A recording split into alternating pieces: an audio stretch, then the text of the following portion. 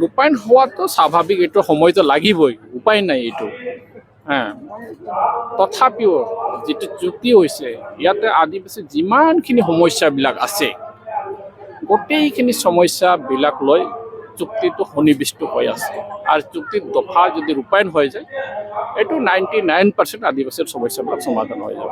2024 লোকসভা নিৰ্বাচনত আপোনালোকৰ কাউন্সিলৰ পৰা কেনেকৈ কাউন্সিলৰ ফালৰ পৰা যিহেতু আমি চৰকাৰৰ লগত আছোঁ, আমি বেলেগ দল খোলা নাই, এতিয়া চৰকাৰৰ লগত আছোঁ, গতিকে চৰকাৰৰ লগতে থাকিম 24লৈকে। মানে বিজেপি সমৰ্থন জনাব আপোনালোকে? বিজেপি সমৰ্থন জনোৱা মই কোৱা নাই, আমি চৰকাৰৰ লগতে আছোঁ, গতিকে চৰকাৰ হিচাপতে আমি থাকি যাম। আমি নিজাকৈ কোনো দল সংগঠন খোলা নাই, তাৰ কাৰণে মই একো কমেণ্ট দিব বিচৰা নাই। বিজেপিৰ গভৰ্ণমেণ্ট চলি আছে?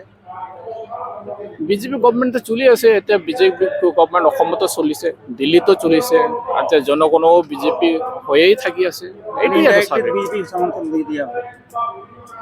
আপোনালোকে ভাবি ল'ব, এইটো হয়েই আৰু এইটো আৰু কি ক'ম আৰু।